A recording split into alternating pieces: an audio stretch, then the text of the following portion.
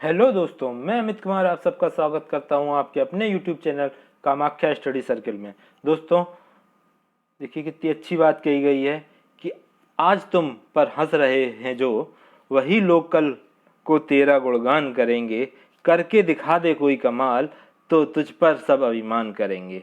यानी कि आज अगर आप पर कोई हंसकर कुछ कह भी रहा है तो उसको पॉजिटिव वे पे लें और उसका ये देखें कि वो हम क्या कर रहे हैं और हम क्या कर सकते हैं जिससे वो हमारा कल गुणगान करेगा और वो हमें यही कहेगा कि हाँ, हम तो पहले से जानते थे आप अच्छा करेंगे। ठीक है दोस्तों, चलिए इन्हीं बातों के साथ हम अपना टॉपिक को शुरू करते हैं।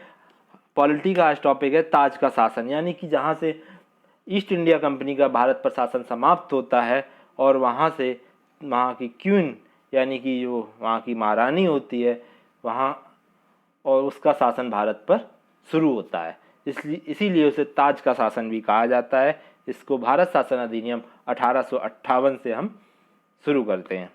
ठीक है दोस्तों, चलिए इस कानून का निर्माण 1857 के विद्रोह के बाद किया गया। ठीक है, यानी कि 1857 का जो विद्रोह हुआ है हिस्ट्री में हम पढ़ेंगे, तो इसके बाद ही आपने पिछले वीडियो में देखा था कि 1853 के चार्टर एक्ट में कि उस पर कंपनी पर पूरी तरह शिकंजा पार्लियामेंट का, ब्रिटेन पार्लियामेंट का कस चुका था। और उसी के कुछ समय के बाद 1857 में विद्रोह हो जाता है और उसके बाद महारानी जो ब्रिटेन की महारानी होती है वो वहाँ भारत के अंदर ईस्ट इंडिया कंपनी का शासन समाप्त कर देती है और वहाँ पर अपना शासन शुरू कर देती है, जिसको भारत शासन अधिनियम के अंतर्गत हम ताज शासन कहते हैं। ठीक है, तो इस कानून को 1857 के विद्रोह के बाद शुरू किया गया और जिसे भारत का प्रथम स्वतंत्रता संग्राम सिपाही विद्रोह भी कहा जाता है। यानी कि 1857 का जो विद्रोह था उसको कुछ लोगों ने, कुछ इतिहासकार स्वतंत्रता संग्राम भी कहते हैं, कुछ कहते हैं कि नहीं सिपाही विद्रोह था, कुछ कहते हैं कि नहीं ये एक आम जनमानस का विद्रोह था। ये कोई अलग अलग तरीके से अलग अलग चीज़ों की बात करते हैं। इसका हम जब 1857 का विद्रोह पढ़ेंगे तो इस पर हम पूर्ण चर्चा करेंगे। ठीक है, भारत के शासन को अच्छा बनाने वाला अधिनियम के नाम से ये प्रसिद्ध हुआ।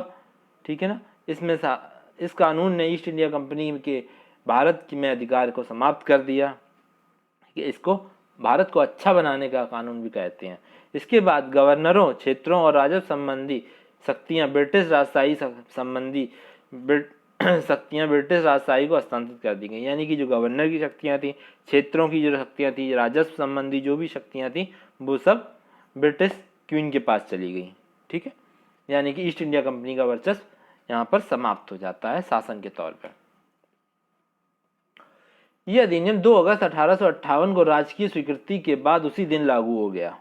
ठीक है, इस अधिनियम के बाद भारत का शासन कंपनी के हाथों से निकालकर पूरी तरह महारानी विक्टोरिया के अधीन चला गया, जिसकी हम अभी चर्चा कर रहे थे। दोस्तों, महारानी के द्वारा गवर्नर जनरल का पद के नाम पर, जो पहले गवर्नर जनरल था उसके नाम पर वायसराय नाम का पद आ गया।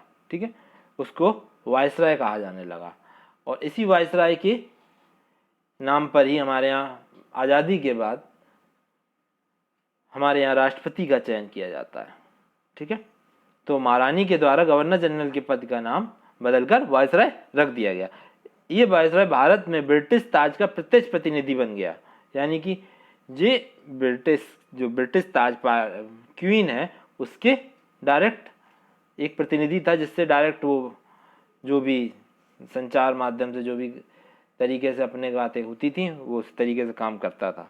यानी कि आप कहें कि उनके द्वारा लाया गया एक व्यक्ति था जो उनके अनुसार कार्य करता था। इस प्रकार महारानी के अधीन वायसराय बनने वाला प्रथम व्यक्ति लॉर्ड कैनिंग बना। ठीक है दोस्तों, ये पूछा जाता है कि भारत का प्रथम वायसराय कौन था, तो वो लॉर्ड कैनिंग था। ओके, आगे बढ़ते हैं। इस अधिनियम के द्वारा नियंत्रण बोर्ड और निदेशक बोर्ड को समाप्त कर दिया गया। चूंकि ये दोनों पार्लियामेंट, ब्रिटेन की पार्लियामेंट ने बनाए थे। दोस्तों, समझने वाली बात है इसमें कि ये दोनों जो बोर्ड है, नियंत्रण बोर्ड और निदेशक बोर्ड, उसको किसने बनाया था? पार्लियामेंट ने। किसके लिए? ईस्ट इंडिया कंपनी पर नियंत्रण करने के लिए, उनके कानूनों को और उनके राजस्व को संभालने के लिए, देखने के लिए कि वो क्या बेईमानी कर रहे हैं, क्या काम कर रहे हैं, किस तरीके से भारत पर शासन कर रहे हैं। उस सारी गतिविधियों को नज़र रखने के लिए उसने ये दो चीज़ें बनाई थी। लेकिन अब हुआ क्या कि ईस्ट इंडिया कंपनी का वर्चस्व समाप्त हो गया और वहाँ पर भारत पर सीधे सीधे ताज शासन हो गया। तो उस समय के बाद से तो इन दोनों का रोल खत्म हो गया, क्योंकि वो उनको ही रिपोर्ट दे रहे थे, ठीक है ना, कंपनी की। अब चूंकि कंपनी ही नहीं रही तो इनका क्या काम रहा, और उनका प्रतिनिधि एक वायसराय के रूप में ऑलरेडी उपस्थित है। तो इस वजह से इन दोनों को समाप्त कर दिया गया। इस प्रकार भारत में दोहरी शासन प्रणाली भी समाप्त हो गई, ठीक है। इस अधिनियम के द्वारा एक नए पद का सृजन किया गया। एक नया पद और आया, उसका नाम क्या था, भारत का राज्य सचिव के नाम से जाना गया। जो ये नया पद आया था उसको भारत के राज्य सचिव के नाम से जाना गया था। इस राज्य सचिव को भारत के प्रशासन पर संपूर्ण अधिकार दिए गए, ठीक है। अब भारत में कुल दो ही लोग मेन हो गए, एक वायसराय, एक राज्य सचिव, ठीक है। इस राज्य सचिव को एक राज्य का नहीं था बल्कि पूरे भारत का था वो, ठीक है ना। राज्य से इसका मतलब खाली राज्य से नहीं लगाइएगा आप लोग, ये पूरे भारत पे प्रशासन का संपूर्ण अधिकार दिए गए थे इसको। यह सचिव कैबिनेट का सदस्य होता था, यानी कि जो ब्रिटिश कैबिनेट थी वहाँ उसका सदस्य होता था, और यह ब्रिटिश संसद के प्रति उत्तरदायी होता था, ठीक है। यानी कि इसकी जवाबदेही केवल ब्रिटिश संसद में हो सकती थी। और ये ब्रिटिश कैबिनेट का, यानी कि जो कैबिनेट मिनिस्ट्री होती है उसका ये सदस्य था, यानी कि एक मिनिस्ट्री लेवल का सेंट्रल में मिनिस्टर था एक तरीके से, आप इस तरीके से कहें अगर प्रेजेंट टाइम की स्थिति को देखते हुए। तो ये सचिव एक कैबिनेट मिनिस्टर था और यह ब्रिटिश पार्लियामेंट के प्रति रिस्पॉन्सिबल था, जवाबदेह था, ठीक है। भारत के सचिव की सहायता के लिए 15 सदस्यीय परिषद का गठन किया गया। इसमें क्या आया, 15 सदस्यीय परिषद का गठन किया गया, जो कि एक सलाहकार समिति थी। दोस्तों सलाहकार समिति का मतलब है कि अगर ये समिति किसी चीज़ को ऊपर रिकमेंड करती है तो सचिव जो है वो बाध्य नहीं है उसको मानने के लिए, ये केवल एक सलाहकार है, सलाह दे सकते हैं, वो माने ना माने वो उसकी इच्छा के ऊपर डिपेंड करता है। परिषद का अध्यक्ष भारत का सचिव होता था, ठीक है। यह परिषद एक निगमित निकाय थी जिसे भारत और इंग्लैंड में मुकदमा करने का अधिकार था। ये जो परिषद बनाई गई थी इसको भारत में और इंग्लैंड में दोनों जगह मुकदमा कर सकती थी किसी के ऊपर। इस परिषद में निर्णय बहुमत से लिए जाते थे, जिसमें अध्यक्ष निर्णायक मत देने का अधिकार होता था। इसमें निर्णय अकेले अध्यक्ष भी ले सकता था, जैसा कि हमने ऊपर कहा कि ये सलाहकार समिति थी, लेकिन जब भी कोई निर्णय होना होता था तो उसमें बहुमत से होता था, मतलब वोटिंग हो जाती थी, ठीक है ना।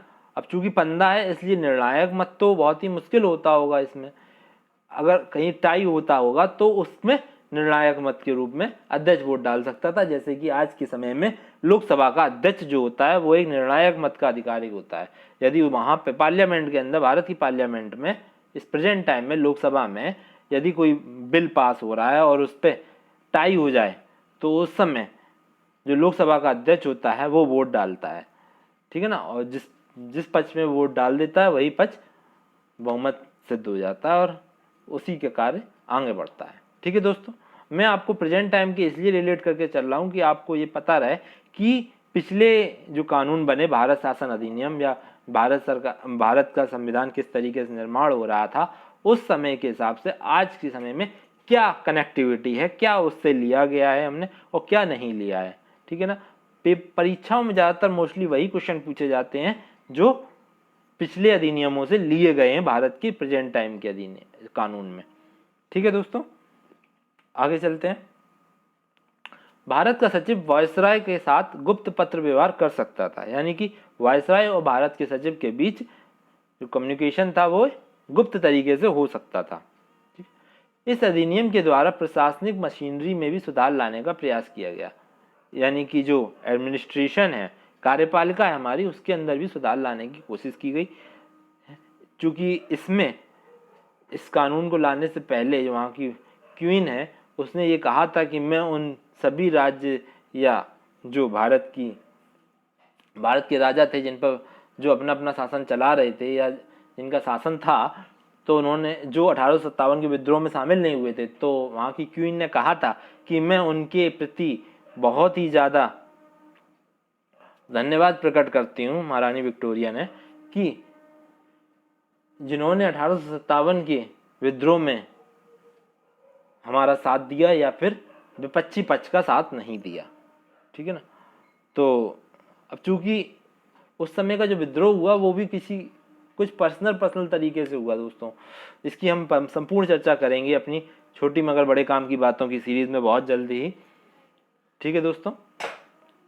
और चलिए आगे बढ़ते हैं। इस अधिनियम के द्वारा एडमिनिस्ट्रेशन यानी कार्यपालिका में भी सुधार किया गया, ठीक है। उन्होंने ये भी कहा कि अब हम किसी के शासन को अधिग्रहण नहीं करेंगे, लेकिन जैसा मैंने पहले कहा था कि उन्होंने वादे बहुत किए लेकिन काम एक भी नहीं किया, उस पर अमल एक भी नहीं किए। तो उन्होंने आगे भी हड़प नीति अपनी जारी रखी किसी न किसी दूसरे रूप में, चाहे वो वेलीजिली की नीति हो या फिर डलहौजी की, वो बस नाम बदलते रहे, काम वही रहा।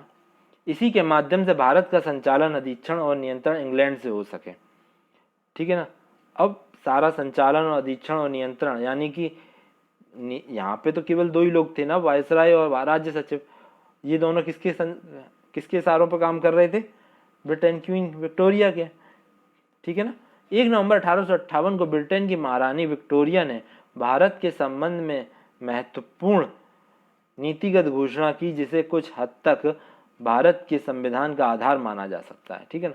हम जिसकी बात कर रहे थे वही पॉइंट आ गया दोस्तों कि उन्होंने उस समय जो कुछ महत्वपूर्ण घोषणाएं की थी वो आज के भारत के संविधान में भी आधार माना गया है, ठीक है। चलिए आगे देख देते हैं कि कौन कौन सी ऐसी घोषणाएं थी। भारतीय प्रजा को साम्राज्य के अन्य भागों में रहने वाली ब्रिटिश प्रजा के समान माना जाएगा, यानी कि यहाँ पे समानता की बात की जा रही है दोस्तों। हमारा आर्टिकल 14, ठीक है ना। भारतीय प्रजा को साम्राज्य अन्य भागों में रहने वाली ब्रिटिश प्रजा के समान माना जाएगा, यानी कि ब्रिटिश और भारत की प्रजा में कोई अंतर नहीं रखा जाएगा, ठीक है। लोक सेवाओं में निष्पक्ष शिक्षा योग्यता के आधार पर भर्ती, यानी कि हमारा आर्टिकल 16 लोक नियोजन की स्वतंत्रता, ठीक है ना। लोक नियोजन की समानता, सॉरी दोस्तों, लोक नियोजन की समानता। तो यानी कि लोक सेवाएं हैं, यानी कि सर्विस एक्ट, जो हमारी सर्विस है या जो भी सरकार के द्वारा चलाई गई योजनाओं के अंतर्गत उस राज्य के शिक्षा के आधार पर भर्ती की जाएगी, ठीक है ना। जो भर्ती है उसमें किसी तरीके का भेदभाव नहीं किया जाएगा लोक सेवा में, ठीक है। हमारा आर्टिकल 16 इससे लिया गया है। भारत के भौतिक और नैतिक उन्नति के उपाय लागू किए जाएंगे। भारत में जो भौतिक और नैतिक उन्नति किस तरीके से की जा सकती है उसके उपाय लाए जाएंगे। महारानी की इस घोषणा का व्यापक स्वागत किया गया और इससे भारत को का मैग्ना कार्टा कहा गया, ठीक है दोस्तों। तो दोस्तों ये था भारत शासन अधिनियम 1858। धन्यवाद दोस्तों हमारा वीडियो देखने के लिए। अगर आप हमारे चैनल पर नए हैं तो हमारे चैनल को सब्सक्राइब करें, हमारे वीडियोस को लाइक करें और ज़्यादा से ज़्यादा शेयर करें, ठीक है दोस्तों। धन्यवाद दोस्तों।